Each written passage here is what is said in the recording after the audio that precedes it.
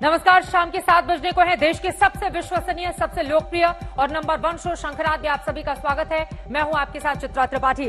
आपको दिखाने वाले हैं मौत का फर्जीवाड़ा, लेकिन उसके पहले शुरुआत इस वक्त की बड़ी खबर के साथ। राजधानी दिल्ली से ये बड़ी खबर है, जहां पर कुछ देर पहले ही गृह मंत्री अमित शाह और अपना दल की सुप्रीमो अनुप्रिया पटेल की मुलाकात खत्म हो गई है और सूत्रों की माने तो अनुप्रिया पटेल को मोदी मंत्रिमंडल में मंत्री बनाया जा सकता है।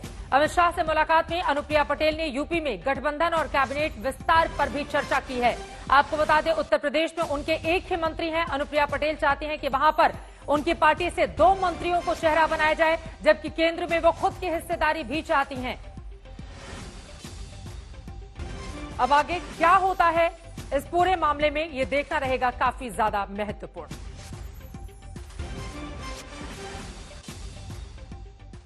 और जानकारी यही निकलकर सामने आ रही है कि केंद्र में हिस्सेदारी दी जा सकती है अनुप्रिया पटेल को और उन्हें मंत्री बनाया जा सकता है। इस खबर पर लगातार रहेगी हमारी नजर, लेकिन अब आगे बढ़ते हुए आपको दिखाते हैं मौत का फर्जीवाड़ा।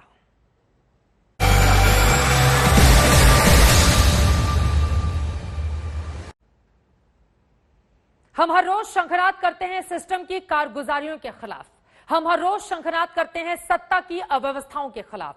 उसी कड़ी में आज शंखनाद मौत के आंकड़ों में हेराफेरी पर। खबर बिहार से है, जहां अचानक कोरोना से मरने वालों के आंकड़ों में भयानक फर्जीवाड़ा देखने को मिला है। बिहार की सरकार ने एक दिन में कोरोना से मरने वालों के आंकड़ों में 3,951 मौत और जोड़ दिया। साथ में यह भी कहा कि यह पहले हुई मौत है जो आंकड़ों में नहीं चढ़ सकी थी। सवाल यह है कि अगर कोविड से पहले ही लोगों की मौत हुई थी तो पहले ही ये आंकड़ों में क्यों नहीं जुड़े? क्या देश में मौत सिर्फ एक आंकड़ा है?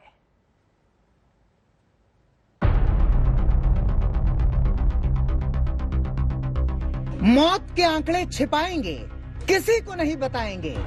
ठीक है, आंकड़े पकड़े जाएंगे तो आके बहाना बनाएंगे। ठीक है, पहले झूठ बताएंगे, फिर पीठ भी खुद ही थपथपाएंगे। ठीक है, बताइए ना नीतीश बाबू, ठीक है। आपकी ओर तो बिहार की जनता ने एक बार फिर से वोट की शक्ल में तमन्नाओं के तीर फेंके थे, मगर उन्हें कहां मालूम था कि हर तमन्ना की तकदीर में आसमान नहीं होता। उनका तीर भी पस्त हुआ और उम्मीदें भी ढही। आपके खुद की सरकार के अपर मुख्य सचिव ने जो आंकड़े दिए हैं, पहले उन्हें ही देख लीजिए। बिहार में 7 जून तक कोरोना से मरने वालों का कुल आंकड़ा 5,424 बताया गया था, लेकिन इसमें बिहार सरकार ने संशोधन किया। इसमें 3,951 मौत और जोड़ दी। कहा गया कि ये पुरानी मौत का आंकड़ा है जिन्हें जोड़ा गया है। इस तरह कुल मौत का 7 जून तक हो गया आंकड़ा 9,375।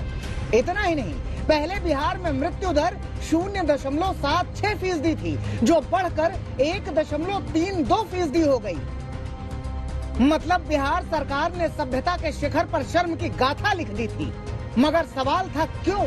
सवाल उठा तो खेल खुल जाने के खौफ ने हाकिमों की धुकधुकी बढ़ा दी। नहीं, देखिए, ये बहुत बड़ी महामारी आई थी और आप सब लोग उसके गवाह हैं कि इस आपदा के समय में संपूर्ण प्रशासन लोगों को बचाने में लगा था।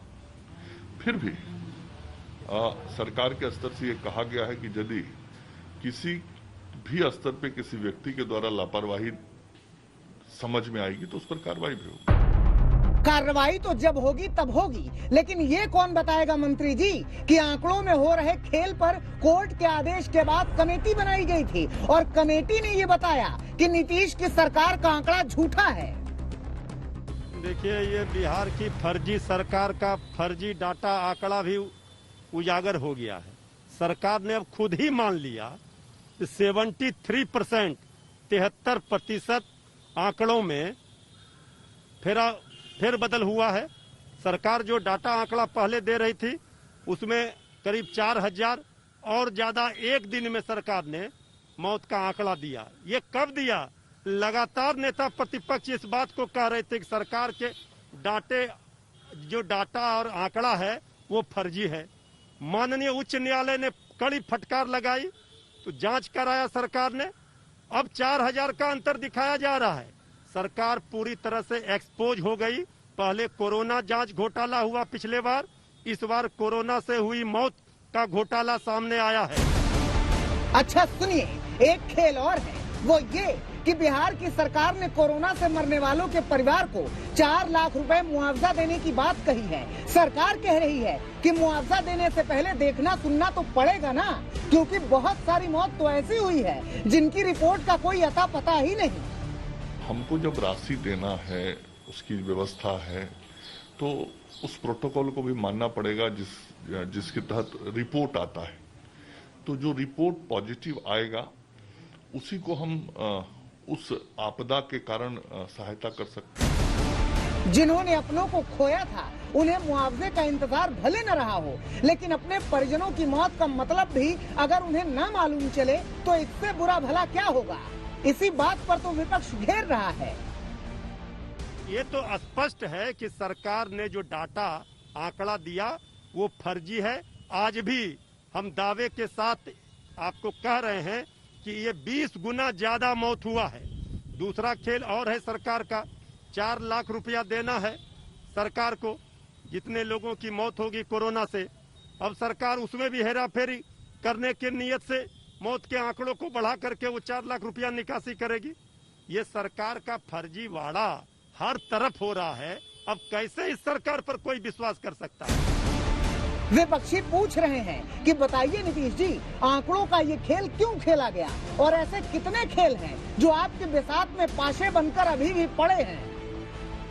आपदा में अवसर को तलाशना कोई बिहार सरकार से सीखे। खुद सरकार ने बिहार में कोरोना से लेकर जो मौत हुई, पटना से लेकर विभिन्न इलाकों में, उसको लेकर कल तक झूठ बोल रही थी। पटना का ही अगर आंकड़ा देखें तो सरकार ने बताया कि 7 जून को 1200, 8 जून को बता दिया कि नहीं पटना में 2200 लोगों की मौत हुई, जबकि जो कोरोना प्रोटोकॉल के तहत दाह संस्कार सरकार ने कराए हैं उसके आंकड़े करीब 3200 हैं। तो ये जो फर्क है आंकड़ों में, वह यह बताने को पर्याप्त है कि बिहार सरकार और उसका सिस्टम जो पूरी तरह से करप्ट हो चुका है, कई मामलों में कोरोना से हुई मौत को लेकर भी फर्जीवाड़ा दिखा रही है। आखिर सच्चाई क्या है? दम्भ के स्तंभ पर बैठकर दूसरों को दंड देने वालों का पाखंड खंड खंड है। अटकी हुई हैं आज भी क्षितिज के छोर पर लोगों की निगाहें कि उनकी सरकार उन्हें सच बताएगी, कभी तो बताएगी। उत्कर्ष के साथ सुजीत झा, पटना, आज तक। बिहार में मौत के आंकड़ों की हेराफेरी ने कई सवाल खड़े कर दिए हैं। सबसे ज्यादा मौतों के मामले में बिहार अब तक 16वें नंबर पर था। बुधवार को जोड़ी गई मौतों के बाद ये 12वें नंबर पर आ गया है।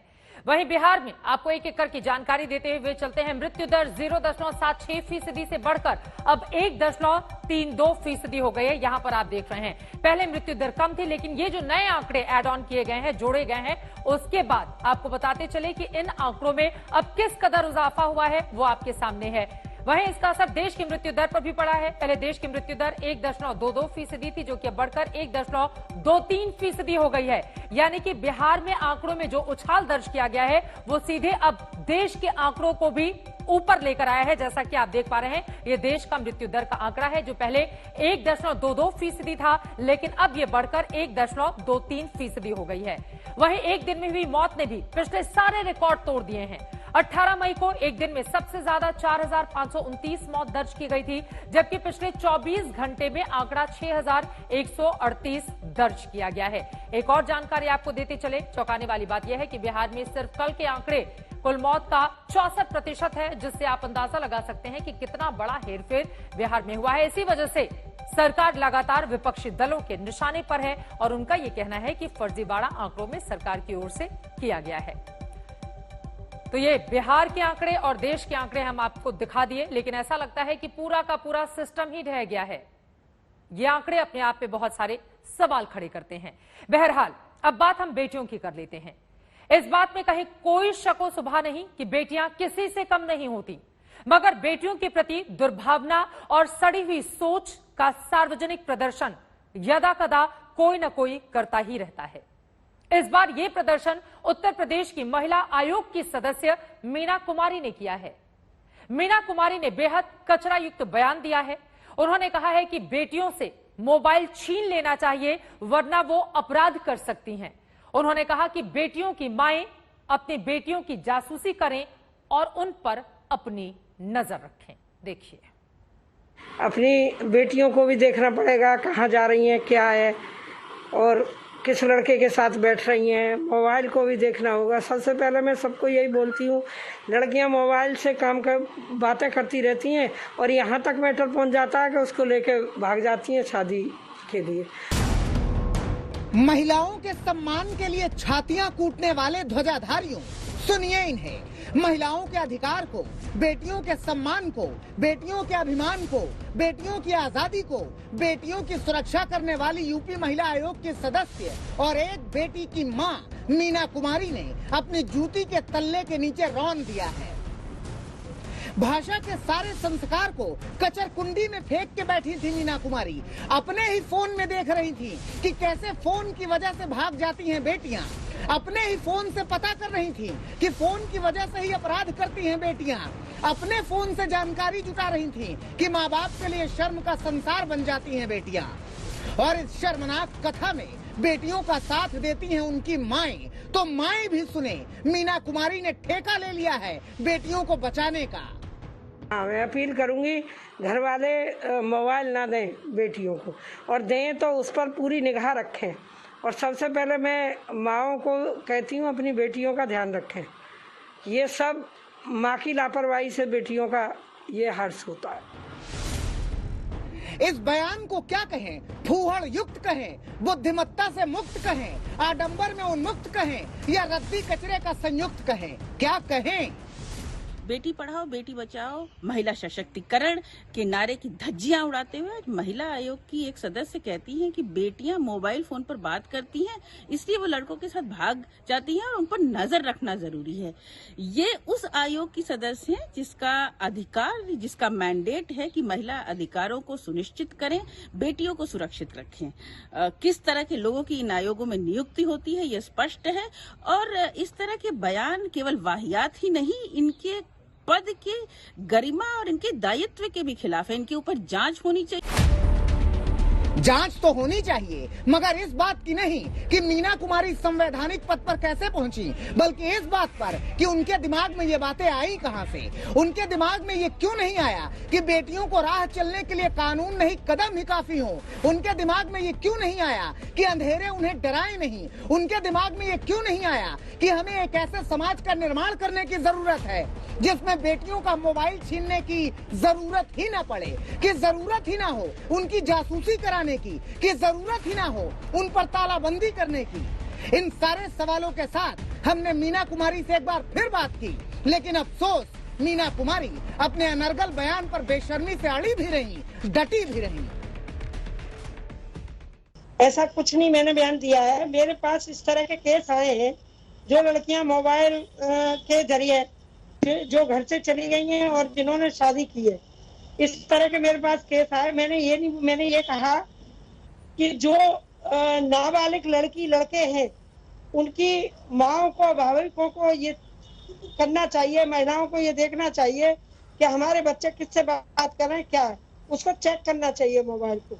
मैंने इस तरह का बयान दिया। मैंने कोई ऐसा विवादित बयान नहीं दिया कि जिससे किसी को ठेस पहुंचे। यूपी महिला आयोग की सदस्य के इस बेतुके बयान पर जब इसी महिला आयोग की अध्यक्ष से सवाल किया गया तो उनका भी जवाब सुन लीजिए। इन्होंने तो और लाजवाब कर दिया। मीना कुमारी का इंटेंशन ऐसा नहीं रहा होगा,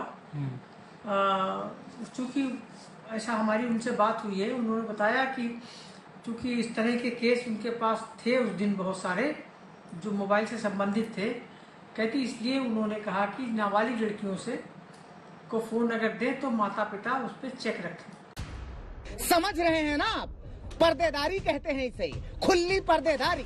लगता है यूपी की महिला आयोग ने महिलाओं की सुरक्षा से नजर हटाकर उनकी जासूसी करने वालों को ट्रेनिंग देने का जिम्मा उठा लिया है। मगर ये बयान उत्तर प्रदेश के नेताओं को खटक रहा है। इस तरह की सलाह देना मैं समझता हूं कि उनकी मानसिकता के दिवालियापन के अलावा कुछ नहीं है। बेटियों का सम्मान होना चाहिए और प्रतिस्पर्धा कैसे आगे बढ़े। आप देख सकते हैं किसी भी परीक्षा में, प्रतियोगी परीक्षा में अव्वल दर्जों में बेटियां पास हो रही हैं। मीना कुमारी खुद एक महिला हैं, एक बेटी की मां भी हैं। बेहतर यह होता कि वो बेटियों को बंदिशों की बेड़ियां पहनाने की बात न कहकर उनकी सुरक्षा की बात करती।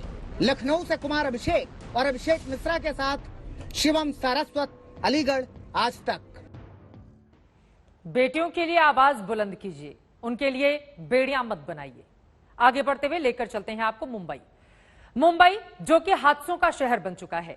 यहां आसमान में छाए बादल अपने साथ हादसों की दस्तक देते हैं, जिसकी शुरुआत एक बार फिर मुंबई में हुई है, जिसने 11 लोगों की जिंदगियां निगल ली। आखिर कौन है इन मौतों का जिम्मेदार? आखिर क्यों बीएमसी हर बार नजर आती है लाचार? इस रिपोर्ट में देखिए।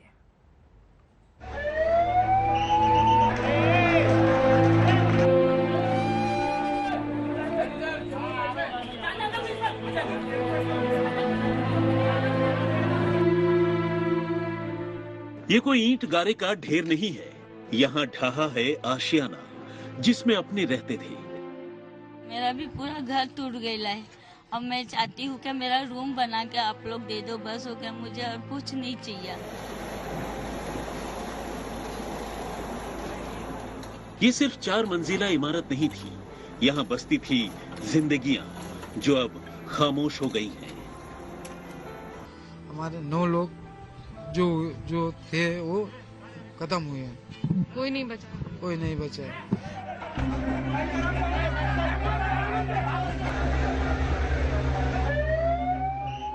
यहाँ एम्बुलेंस का शोर है, दर्द है, चीखें हैं और एक एक कर बाहर आ रहे शव हैं, जो ये सवाल पूछ रहे हैं कि आखिर उनकी किस्मत में ये कैसी मौत लिखी।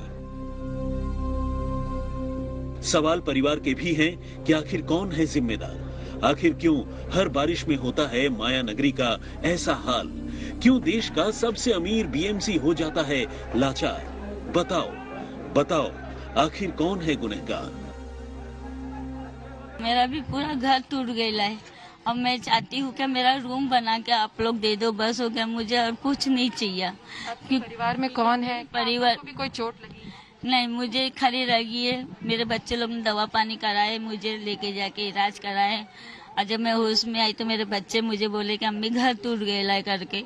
तो जब मैं घर पे आई, घर देखी तो मुझे रोना आ गया, क्योंकि मेरा आदमी तो है ही नहीं, मैं एक बेवा हूँ और मेरे बच्चे बस 2। मेरे बच्चे लोग को भी काम धंधा नहीं है, क्योंकि कोरोना की वजह से काम धंधा है ही नहीं। मुआवजा मिल जाएगा, मरहम लगाने के लिए नेता आ जाएंगे, लेकिन नहीं मिलेगा रफीक को अपना परिवार जो इस हादसे का शिकार हो गया। नहीं मिलेंगे वो मासूम बच्चे जिनके भविष्य के लिए न जाने कितने सपने संजोए गए होंगे। 1-2 नहीं बल्कि एक ही परिवार के 9 लोगों की जान गई है। दूध लेने गए, दूध लेने के लिए जब वापस आया तो घर गिर गया। बात सब धुआं मतलब मट्टी हुआ। सब लोग चिल्लाए, सब लोग दौड़े, जिसको जो हो सका वो हेल्प किया। सब फटाफट सबको फोन किए, सब लोग आए और हमारी वाइफ खत्म हुई, इंतकाल हुआ। मेरा भाई हुआ, भाई की औरत और 6 बच्चे। हमारे 9 लोग जो थे वो खत्म हुए हैं। कोई नहीं बचा। हम बच्चे हैं और एक लड़का बच्चा है मेरा। मुंबई के मलाड के मालवानी इलाके में एक शोर ने हड़कंप मचाया। जब एक शहर शांत होकर सोने की तैयारी कर रहा था, उस वक्त यहाँ चीखें सुनाई देने लगी और इस मलबे में एक के बाद एक 11 जिंदगियां दफन हो जाती हैं। ये हादसा 10-10:15 के बीच में हुआ। मैं जैसे ही घर पे गया, उसी के 10 मिनट जैसे सामान रखा अपने घर पे, तो बाहर से 2 बच्चे लड़के, यंग करीब 20 या 22 साल का लड़का बाहर से चिल्ला रहा है, अरे भाई उतरो करके। तो मैंने जैसे देखा, मैं सोचा मेरे बच्चे का दोस्त है, जब मैं बाहर निकला तो बोला भाई जल्दी सब लोग उतरो। तो हम लोग कैसे भी करके उतरने का डर हिल रहा था। उसके जैसे उतरने से पहले गिर चुका था सामने वाला माला, तो उसमें मेरे बाजू का गिरा, बाजू के सामने वाला 2 घर और गिरा। आवाज इतनी तेज थी जैसे कोई विस्फोट हो गया। और अभी 3 बच्चों को भी निकाला है। 2-3 लेडीज को पहले आगे लेके गए वो लोग, लेकिन उसमें से एक लेडीज बहुत काफी सीरियस थी, इंजर्ड थी वो। आज सीएम उद्धव ठाकरे हादसे का जायजा लेने पहुंचे। एक के बाद एक नेताओं का तांता लगने लगा। जांच का भरोसा दिया गया, एक्शन की बात कही गई, लेकिन सवाल वही कि आखिर ये तो हर साल की कहानी है। ये पाप बीएमसी, कलेक्टर, पुलिस मिलके हुआ है। इसलिए इसके लिए जिम्मेदार जिस कलेक्टर लैंड है वो कलेक्टर, बीएमसी और पुलिस है। जो लीडर अभी अपनी जिम्मेदारी दूसरे के जिम्मेदारी थोप रहे तो वो भी गलत है, क्योंकि ये क्या आज और कल नहीं बने। 15-20 साल लीडर है, हसदार बन के रहते हैं तो उनकी भी जिम्मेदारी बनते, बाकी खुद को कुछ मिलाने के लिए उपोषण में बैठते। करीब हफ्ते भर पहले लखनऊ में बीजेपी के संगठन महामंत्री बीएल संतोष ने यूपी सरकार और पार्टी का हिसाब किताब किया था, लेकिन अब आपको बता दें कि ऐसा लग रहा है उत्तर प्रदेश में कुछ बहुत बड़ा होने वाला है। बड़ी खबर इस वक्त की आपको देते हैं। ताबड़तोड़ बैठकों का दौर राजधानी दिल्ली में जारी है। अमित शाह के साथ करीब 1.5 घंटे तक उत्तर प्रदेश के मुख्यमंत्री योगी आदित्यनाथ की मुलाकात हुई है, जिसकी तस्वीरें आपके सामने है। यूपी मंत्रिमंडल में फेरबदल की खबरों के बीच ये मीटिंग हो रही है।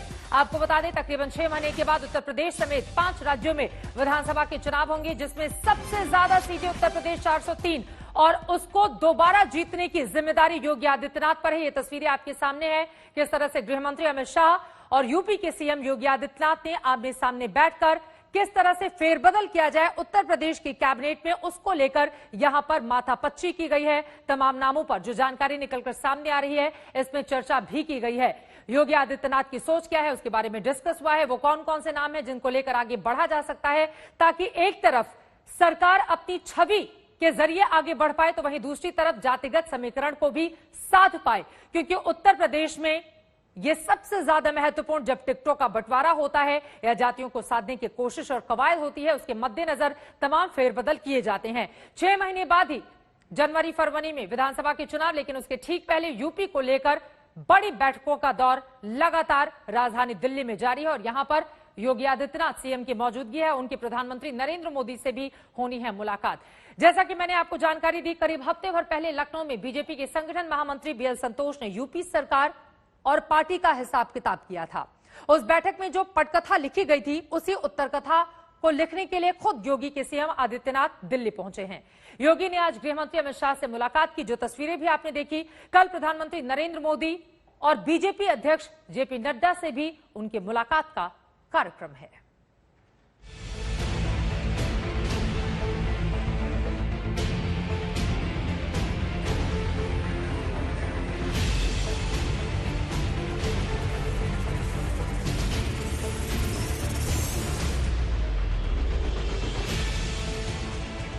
उत्तर प्रदेश के मुख्यमंत्री योगी आदित्यनाथ दिल्ली पहले भी आए हैं, लेकिन जितनी हलचल उनके दिल्ली आने के बाद अभी मची हुई है उतनी सरगर्मी कभी नहीं देखी गई।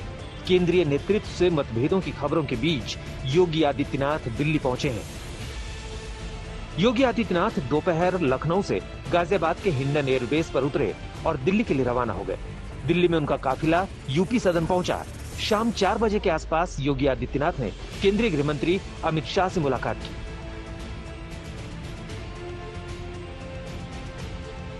योगी आदित्यनाथ के दिल्ली आने को लेकर तरह तरह की अटकलें चल रही हैं। आज उन्होंने गृह मंत्री अमित शाह से मुलाकात की है। अमित शाह के अलावा योगी आदित्यनाथ प्रधानमंत्री नरेंद्र मोदी और बीजेपी अध्यक्ष जेपी नड्डा से भी मुलाकात करेंगे। प्रधानमंत्री मोदी के साथ योगी की मुलाकात शुक्रवार सुबह 10:45 पर होने वाली है, जबकि जेपी नड्डा के साथ योगी दोपहर 12:30 बजे मुलाकात करेंगे। आदित्यनाथ को यहाँ बुलाकर ये जरूर कहा जाएगा कि कैबिनेट रीसफल कीजिए। कैबिनेट में जो खाली पोस्ट है उनको भरना होगा। आप किसी को कैबिनेट से हटाइए नहीं, क्योंकि हटाने से गलत संदेश जाता है। ये तो ना कीजिए, क्योंकि चुनाव है। और ऐसे में शायद एक बड़ा सवाल ये है कि अगर आप संगठन और सरकार को साथ लेकर नहीं चलते हैं तो नुकसान होता है। और पिछले कुछ समय से योगी आदित्यनाथ के खिलाफ ये आ रहा था कि वो संगठन को साथ लेकर उत्तर प्रदेश में नहीं चल रहे हैं। और अब अगर नहीं चला गया, रेल की पटरी की तरह दोनों को साथ चलना होगा। अगर नहीं चलते हैं तो उसका नुकसान जो है यूपी चुनाव में उठाना पड़ सकता है। और इसीलिए योगी आदित्यनाथ को जो है पार्टी ने यहाँ पे तलब किया। आखिर ऐसा क्या हुआ जो योगी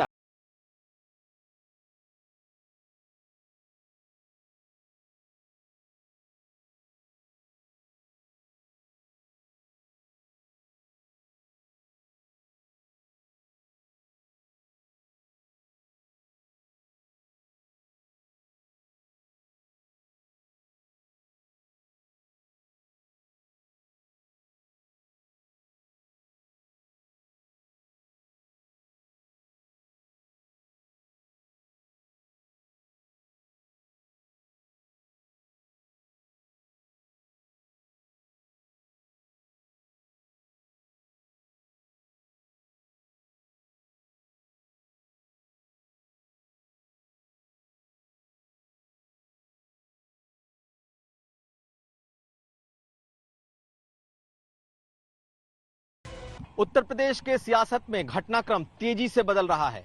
आज मुख्यमंत्री योगी आदित्यनाथ अचानक ही दिल्ली उड़ गए। 3 केंद्रीय नेतृत्व के साथ बड़ी मीटिंग्स उनकी शेड्यूल है, लेकिन इसके पहले की पटकथा एक दिन पहले ही लिखी गई थी। सुनील बंसल को हेलीकॉप्टर से लखनऊ बुलाया गया। स्वतंत्र देव सिंह आए और देर रात तक मुख्यमंत्री आवास में मीटिंग होती रही।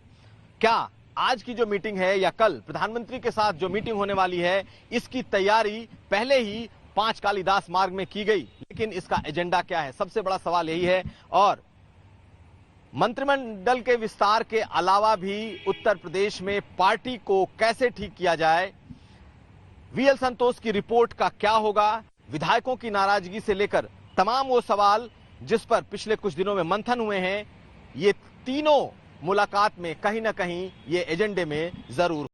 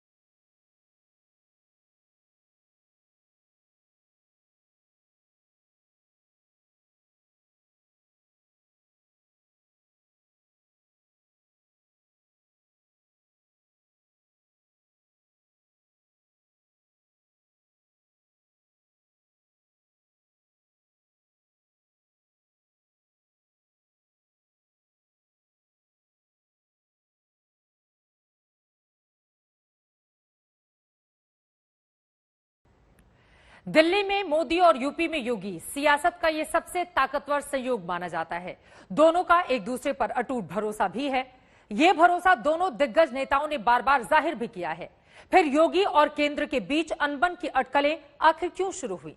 चर्चा यह है कि योगी की कैबिनेट में मोदी के करीबी एके शर्मा को शामिल करने की बात उठी तो इस पर योगी तैयार नहीं हुए। इस बात में कितनी सच्चाई है, इसको लेकर लगातार कयासों का, अटकलों का बाजार गर्म है। लेकिन बड़ी खबर इस वक्त की एक बार फिर से आ रही है। योगी से मिलने के लिए जितिन प्रसाद पहुंचे हैं। कल ही भाजपा का दामन उन्होंने थामा है। कांग्रेस पार्टी छोड़कर जितिन प्रसाद मुख्यमंत्री योगी आदित्यनाथ से मिलने के लिए पहुंचे हुए हैं यूपी भवन में। अब दोनों की मुलाकात हो रही है।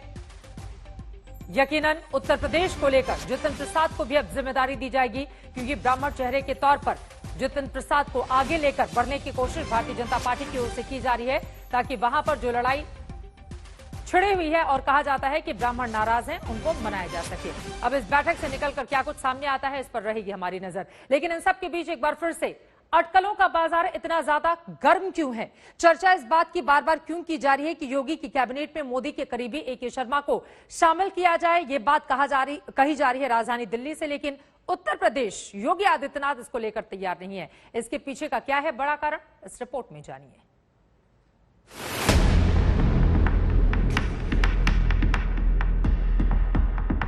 प्रधानमंत्री नरेंद्र मोदी जो योगी आदित्यनाथ की तारीफों के पुल बांधते रहे हैं, योगी आदित्यनाथ खुद प्रधानमंत्री मोदी के मुरीद हैं। तो आखिर ऐसा क्या हुआ जो सियासत की गलियों में शीर्ष स्तर पर अनबन की खबरें गर्म हैं?